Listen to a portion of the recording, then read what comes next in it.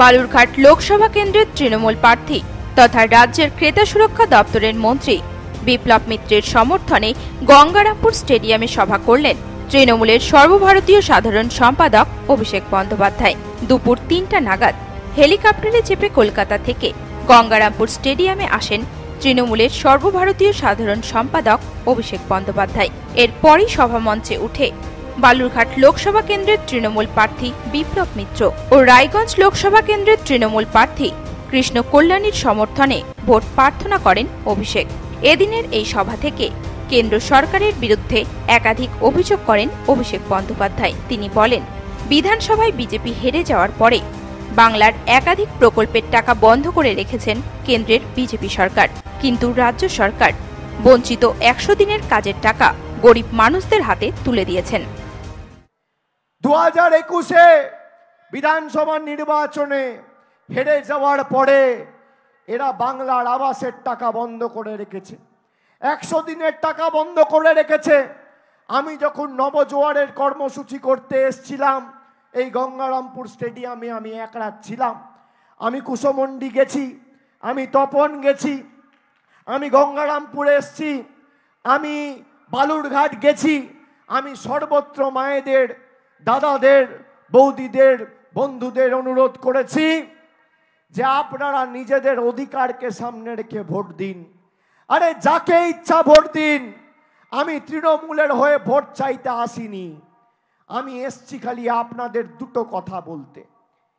এক, নিজের অধিকারকে সামনে রেখে ভোট দিন। দক্ষিণ দিনাজপুরের জেলার মানুষ 2019 সালে নিজের অধিকারকে সামনে রেখে ভোট দেননি। আপনারা পঞ্চায়েতে দিয়েছেন ১০০ দিনের অধিকারকে সামনে রেখে। বলুন ১০০ দিনের টাকা পেয়েছেন কিনা? হাত তুলে বলুন পেয়েছেন কিনা?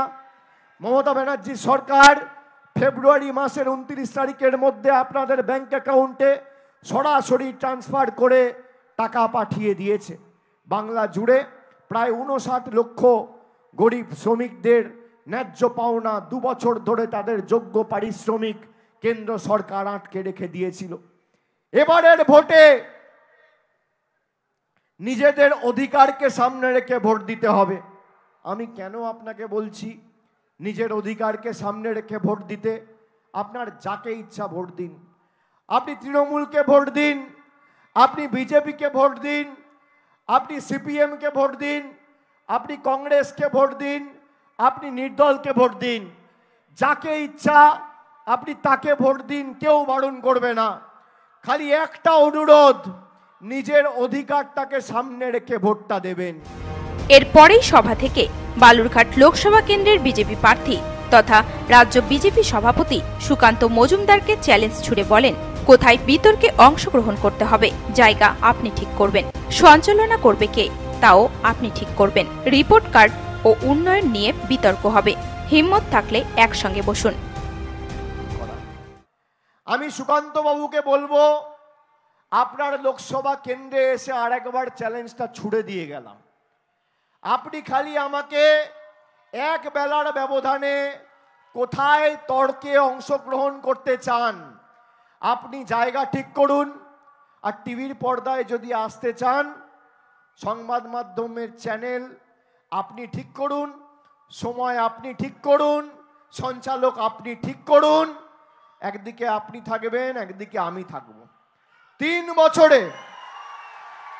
বছরে আমি আবার বলছি, আবাস প্লাসে 3 বছরে 2017-18 পর থেকে যে বাড়ির সমীক্ষাগুলো হয়েছিল, এই 3 বছরে আবাসের যদি 10 পয়সার শ্বেতপত্র আর 100 দিনের 10 পয়সার কাগজের হিসাব বিজেপি দিতে পারে, আমি রাজনীতির আঙিনায় পা রাখবো না।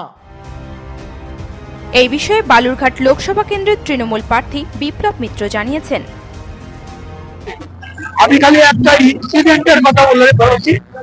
এখানটায় আমাদের ওয়ারেন ফ্যাক্টরিটা, রেলের লাইনটা যেগুলো স্যাংশন করে গেছিলেন মমতা ব্যানার্জি, সেটা কিভাবে তিনি বাতিল করেছেন।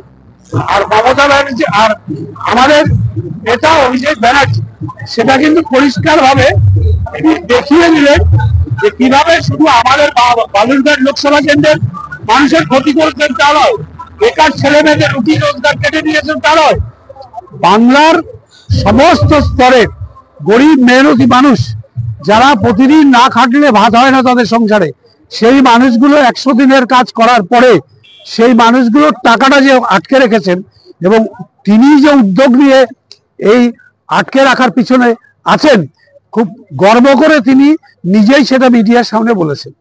সুতরাং এটা খুব পরিষ্কার, এই রকম একটা জনস্বার্থ বিরোধী মানুষকে আগামী দিনে বালুরঘাট লোকসভা কেন্দ্রের মানুষের ভোট দেওয়া কখনোই উচিত হবে না।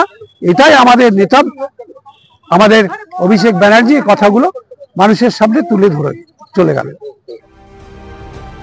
গঙ্গারামপুর থেকে বিশেষ প্রতিবেদন, নিউজ টুডে।